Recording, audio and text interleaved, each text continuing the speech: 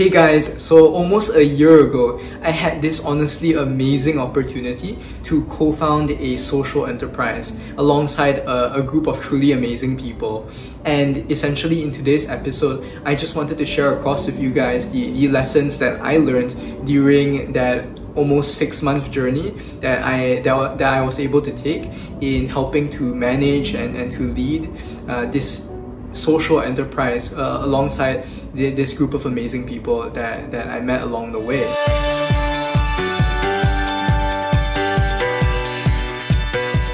Hey guys, so welcome back to my channel. My name is John, and if you are new to the channel, and especially if this is your very first episode, then just a huge welcome to you. And also to just share a little bit more about myself and essentially about how this whole thing works is that over the weekdays, I am a full-time brand marketeer. And so what that means is that I essentially help to manage the growth and health of a brand over the weekdays. And if that's what I do over the weekdays, then over the weekends I manage this YouTube channel where I share across on the triumphs and challenges of my work, the joys of weekends and hobbies, and honestly just anything else and in between that hopefully helps to add value to both your own as well as my own life. And so if that sounds appealing and interesting to you, especially if you're like me, a young professional, or if you're still in university and college and just trying to make your way through your studies, then hopefully the content that I'm producing on this channel helps to add value towards your own life. And if it does, then definitely do leave a like, do let me know in the comments,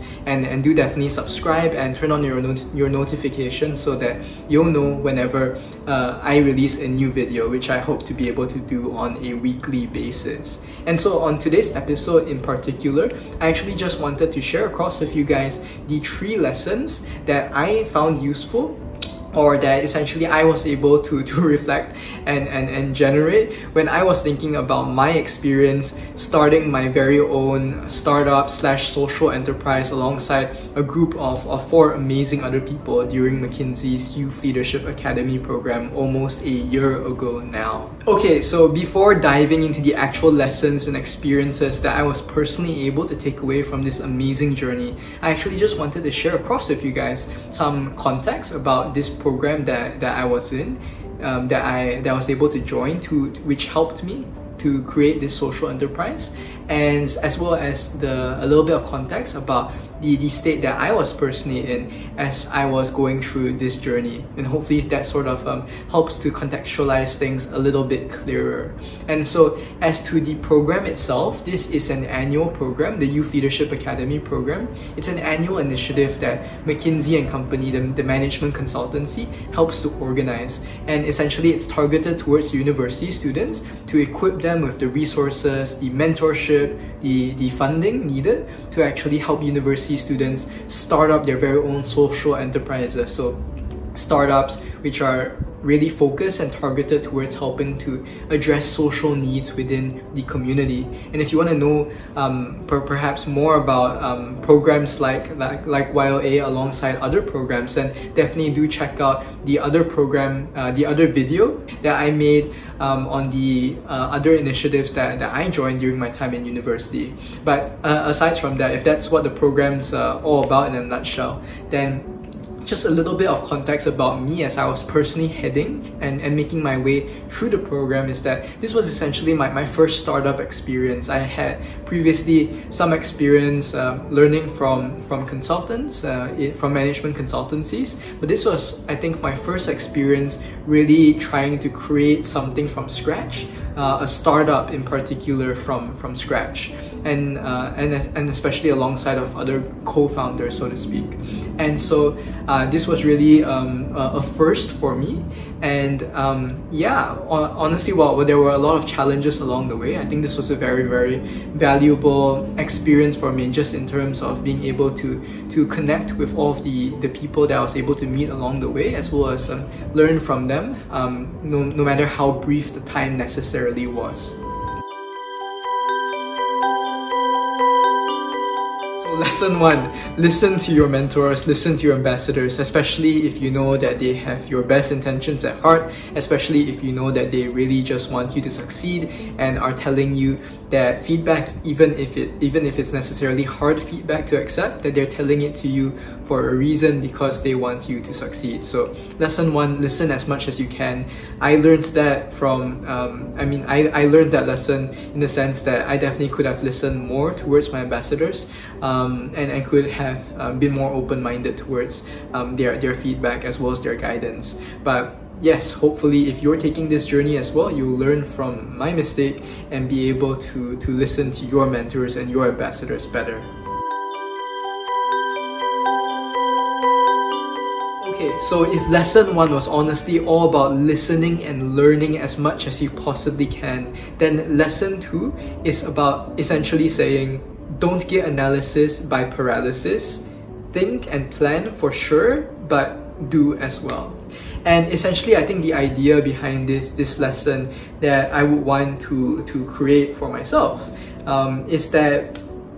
over the course of my experience when I was working with my teammates towards creating this startup, this social enterprise of ours from scratch, we were honestly investing so many late nights, so many long hours into trying to create the best business model that we can, to iterate and plan and generate the most effective, the potentially the most likely to succeed revenue model that we could. And some of us were working or doing internships. I was doing an internship at the time, and some of us were also still in our studies. And so we had to manage that as well. And so I think we were investing so much time into the project, but then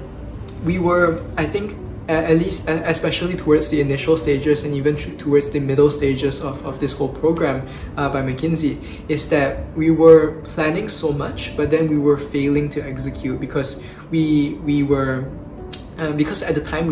I think just couldn't see the business model, the road to success. And so so essentially we just kept planning, we kept iterating, we kept brainstorming different ideas, but then we were failing to commit towards essentially executing on any one of our plans. And so I think the lesson here is that, well, it's important that it's for certain important to do your homework and to do your planning. At a certain point, you might want to just consider taking that leap, taking that plunge towards committing and towards executing. And if that execution necessarily fails, then perhaps it's at that point in time where you can go back towards the drawing board, having actually taken that plunge and taking that leap towards executing. And so therefore potentially being able to learn from that experience as well. Okay, and as to the final third lesson, so essentially here, the lesson is just build your minimum viable product. And why I wanted to leave this across as the final third lesson is, I think that one of the things that I remember the most about my experience working with my team during this YOA McKinsey journey is that it's a challenge. It's honestly a challenge to create a minimum viable product that makes sense, that works, that will help ensure your business succeeds. And I think maybe that's why it's potentially hard for people to jumpstart and create their own businesses. But I think herein it's just I guess the thought that I wanted to leave you guys with is that when approaching creating a startup, when creating your very own social enterprise, if that's the road that you want to take, then you definitely want to necessarily keep this in mind about what's your minimum viable product going to be, what's going to be the value proposition, the basic value proposition that you're going to be able to offer towards your consumers, towards your customers, and even if you're going to eventually take your initial the initial feedback that you get from your initial customers and then iterate and improve upon your initial value proposition, you want to understand and you want to be able to work towards building that minimum viable product, that MVP, that's going to help you get started essentially on and essentially start building up your startup. That was a really big challenge, I believe, for our team when we were going through this journey together. And so I think that's just one of the thoughts that I wanted to leave you guys with in terms of if this is less of a lesson and potentially maybe more of a consideration to keep in mind, then that's okay too. But essentially the third reflection herein is just when creating a startup, when creating a social enterprise, you want to work towards building that MVP, towards making sure that you're going to be able to land on that MVP that you're going to be able to offer towards your consumers. And of course, for those of you who are curious, the social enterprise that my team and I actually created during our time in McKinsey's YOA program was called Connect.ED. So we actually created this social enterprise with the intention of connecting education with digital, and to specifically do this by equipping B40 students with the digital resources, so specifically the laptops that they need to learn in what is becoming an increasingly digital age. And so how we operated this social enterprise was that we would actually reach out to the beneficiaries, to the students that we wanted to help. We worked with them to create student designed artwork in the form of student designed tote bags, and we would actually sell these tote bags and then channel the revenues that we received towards refurbishing donations in the form of old laptops that we had received, old tech devices, and devices that we would then equip the students with, so that they would be able to more effectively learn in their classes essentially. And so that was the model that we essentially ran. And essentially, while Connect.ED is still operational and still running, and you can actually go to their Instagram page and check them out. Personally, for me, I've actually taken a step back from